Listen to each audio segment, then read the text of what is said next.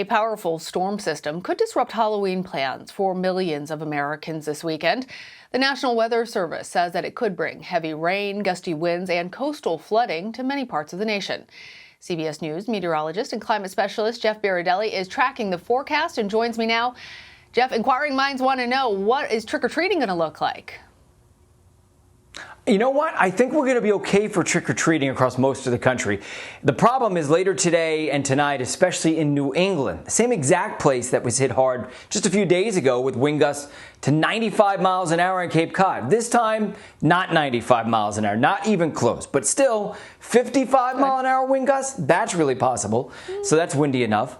And a lot of folks are still trying to recover from the fact that they've been without power for days. So let's start with this. You probably saw the video of a lot of flooding around Annapolis, Maryland, in and around the Chesapeake Bay area.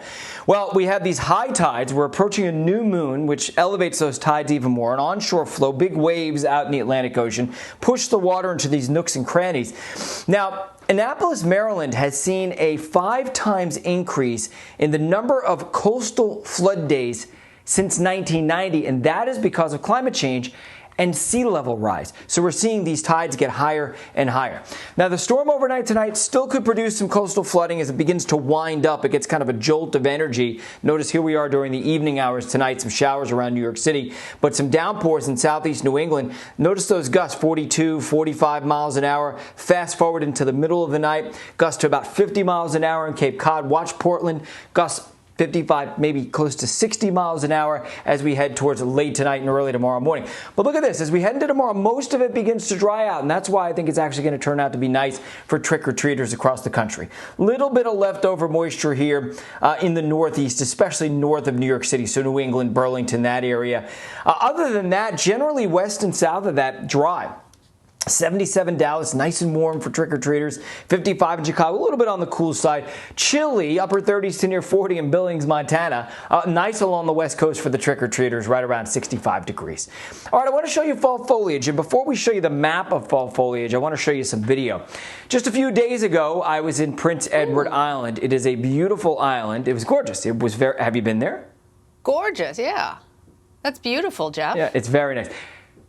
Just northeast of Maine is where it's located.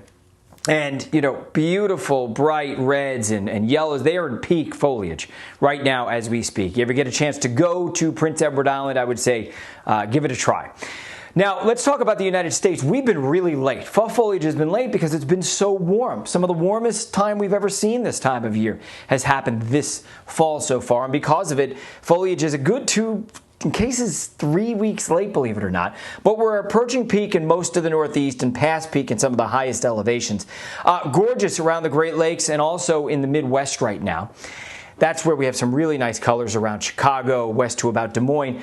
Past peak in most of the West. It's been colder out there, plus the higher elevations. Notice that, generally the colors are not as bright as they were, but still some areas, especially in California, where you can view some really nice colors. Lastly, I want to talk about this. Still a really bad drought. Even though we had that tremendous atmospheric river a week ago, the drought is still way up there in the severe to extreme category. We're going to get more help this upcoming week. First storm arrives on Monday. You can see it right there. Not as strong as the last one, but then more help on the way after that, a break, and then another storm moves in on Wednesday and Thursday with a good chance of some heavy downpours as well. So none of this is going to get rid of the drought, but the good news is it's going to help to put more of a dent into the drought. Something for everyone in that forecast. Jeff, thank you. Happy Halloween. For sure. Same to you.